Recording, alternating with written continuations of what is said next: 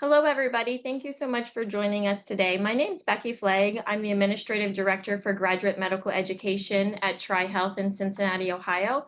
I also serve as a member of the AIAMC Education Committee, and I am honored today to have two of my own TriHealth colleagues with me for this podcast. I am going to introduce them and then we'll move into the conversation. I have a second year family medicine PGY resident with me, Dr. Matthew Orischak, and also Dr. Elizabeth Beiter, who is our Associate Program Director for Family Medicine, who will be joining us in the call as well.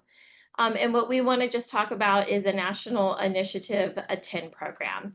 Both Matt and Libby joined the National Initiative Meeting 1 in Chicago that just happened last week.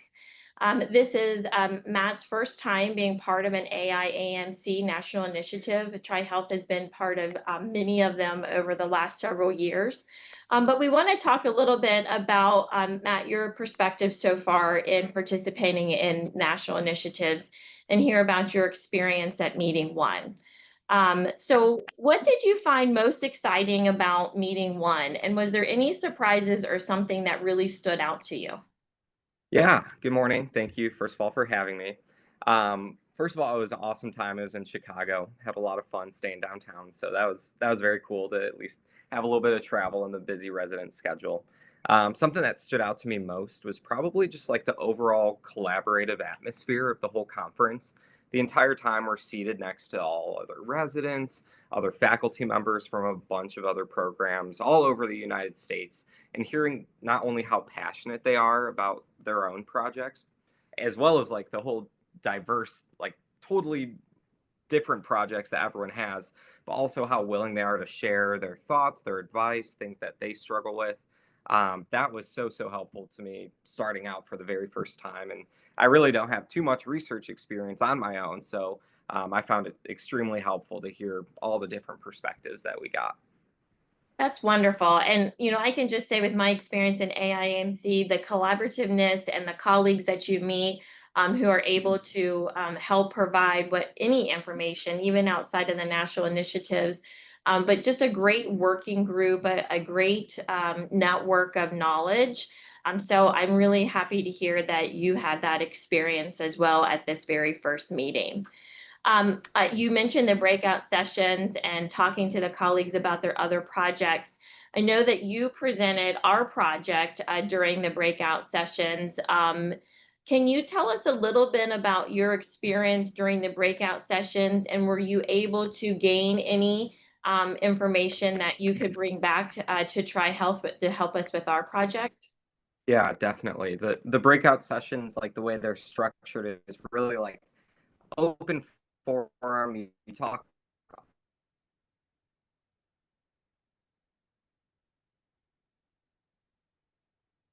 Matt, are you still with us? I think you're frozen. Can you hear me?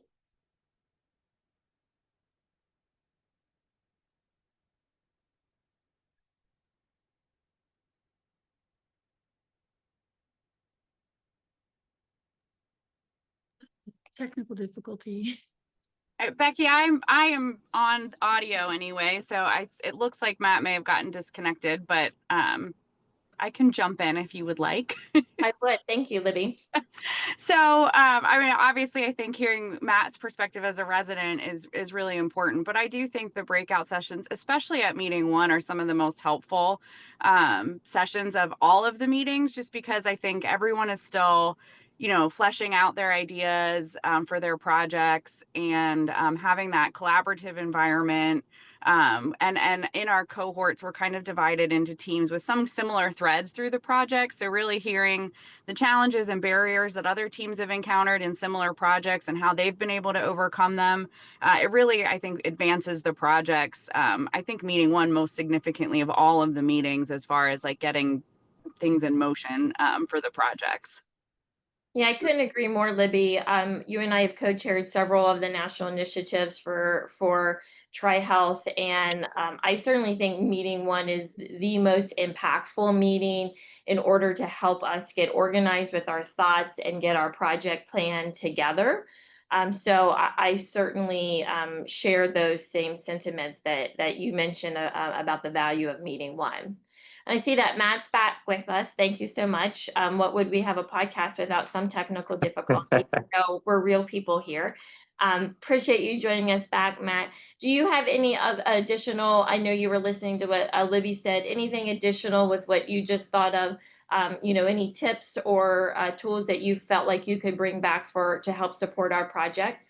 Yeah, I would say the main one was like how to approach like the data acquisition of our project. Like I was saying before, I don't have too much experience with research, and walking into this, I was like, oh my gosh, how do I start from the very beginning of a project to the whole end and hit everything relevant that I'm supposed to? And data acquisition was like the one I was most concerned about, having that time not only with my own cohort, but also our own members on the team to just talk through things, talk about what works for them, what didn't work for them. So helpful. And I feel like I'm like charged and ready to go with next foot forward for the next steps. That's great, because we're ready to go with our next steps. I know we walked away. Another one of our national initiative team members has a better defined work plan for us that was established at meeting one. So we'll be ready to go with that. And here we're talking about our project and kind of the high level tips that we're going to take back.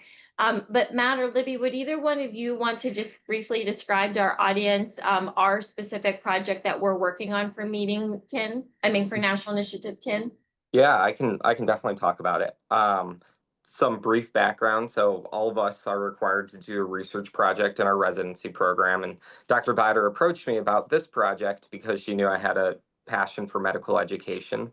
Ours, of course, is focused around the clinical learning environment, and specifically with really optimizing both resident and medical student experience in the clinical learning environment. So brief background, we take a yearly survey, the ACGME survey each year that all the residents answer. And one of the questions that we scored the lowest, if not one of the lowest on, was just satisfaction about other learners in the learning environment, which we interpreted as having other medical students around. So to address this, we're going to take a number of steps. First, data acquisition, collecting data from not only the residents, but also medical students that we encounter in our outpatient clinic to assess what are some limitations or things that are causing dissatisfactory experience. Then the next step is to implement some interventions based off of those results, likely related to some time management skills as well as just resident comfort in teaching environments. And then we'll reassess at the end of those interventions to see how we have hopefully improved our learning environment. Thank you, Matt. That was a great overview, and I know we're really excited to go down this endeavor on this project. It's something that we see regularly from the resident surveys, and also as we just continue to grow medical students in our residency programs and at our institution, we want to best be able to meet their expectations. So thank you so much, Matt. Yeah. And I'll just jump in a little bit too, just to say part of the context of this is in our region, there is a new medical school being established, and TriHealth will be the primary learning partner for that medical school. So I think it's imperative for both resident and medical student satisfaction that we figure it out, right? That we figure out how to make the learning environment something that provides mutual benefit to the residents as learners, as well as obviously a larger influx of students. And so then another arm of the project, we actually have two residents on the project. We have Matt, who as a second year, and then we also have an intern, Alexis, and she is an osteopathic resident, and then it is an osteopathic medical school that's starting. So we also really want to work with the medical school to expand osteopathic learning opportunities for our osteopathic residents. Thank you for that, Libby. Libby, you kind of touched on a little bit as we were overcoming our technical difficulties, just about the benefits of meeting one. But how has the AIAMC and the structure of the national initiatives help you in your program and obviously across GME at TriHealth? Yeah, I mean, I think there's a lot of benefit to a structured program like we have with the national initiatives. From just the I mean, obviously Matt has highlighted the collaborative learning environment and getting to get input and impact from programs who have done similar projects, who are in similar institutions. So that's a huge benefit. But then also just you know, QI and research is I kind of joke, it's a lot like planning a wedding, right? Like there's a lot of hurry up and wait. Like, so there's bursts of time when there's a lot that needs to happen and a lot of commotion and a lot of, you know, just work that needs to go in a project, and then kind of periods of a little less intention to the project. And I think the timing of the AIAMC and the project toolkits and the roadmap really help provide a framework and structure so you don't forget about your project in the wait periods, and you have the support that you need kind of in those hurry up periods. So the cadence is really helpful, I think, to maintaining energy and commitment to the projects, especially over a longer term project. And then that's another huge benefit. You know, longer term projects can be hard to sustain in GME, especially in family medicine, because our residents are only here for 3 years. So to do an 18-month or a 2-year project can be a little challenging. And so the structure and kind of how we have, I think in family medicine, have committed is by incorporating 2 residents, one who in that first year may not be as available, but kind of a way to sustain the momentum of the project.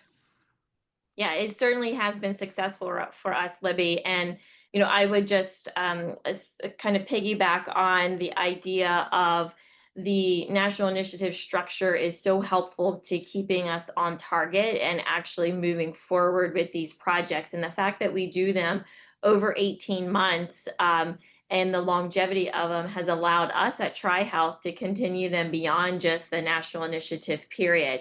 I think that if we were doing kind of a flash project in a very quick time frame, we would not have that sustainability. But certainly the milestones with all the toolkits, as well as each of the 4 meetings, help us stay on target to make sure we're actually doing the work. So thank you for that perspective. Libby, I just have one more question, and then I'll just open it up if you have any, and either one of you have closing comments. But as I mentioned in the beginning of our podcast, that TriHealth has been involved in 8 or 9 of the national initiatives already, and you and I have been involved in many of those. If you had any words of wisdom or advice for new organizations participating in National Initiative 10, what would those be? Yeah, I think I'm like looking back to the first national initiative that I participated in. I'm like, what do I wish I would have known, or what did I learn in that experience? Because I feel like that's the most impactful, right? Yeah. And I think there's a couple, but I think most of them are use it as an opportunity to connect to your broader system goals, and leverage the support then when you get it of your leaders in you know, out in and outside of GME. I think our most successful projects have been ones where we've really partnered with work ongoing in the system, and we can get buy-in and support from a higher level. But to do that, you got to brag about the work you're doing and how amazing your residents are, and the impact and that you might have through a project like this. So to me, that's been maybe the best part, is how it has connected us more broadly with you know, system centers and leadership. And really kind of cemented the important role that GME plays in advancing quality and safety initiatives in our hospital. Yeah, couldn't agree more, Libby. Thank you so much for that. As we near the end of our time, Matt, any closing thoughts that you have? Yeah, I would just echo for anyone like thinking of joining the AIAMC or listening that's new on a project. I mean, my first impression was just this isn't like an organization that's just like a set it and forget it, you know, like start this project and then they really don't offer too much help. Like just impressions from the first meeting is that I feel comfortable knowing that this organization is here, that they really have the buy-in to each of our projects and are going to be supportive throughout the entire process. I couldn't agree more. Libby, Matt, it's been my pleasure talking to you. I obviously love having my own team that is contributing to the population and education of the AIAMC membership. So thank you so much for joining me today. And I know from the Education Committee standpoint, we would love to have you guys back in the future to hear more about how our project unfolds over the next 18 months. So maybe we can have a part 2 as we start to move through this initiative. But thank you for participating, and thank you everybody who's watching and listening. Everybody have a great day. Thank you.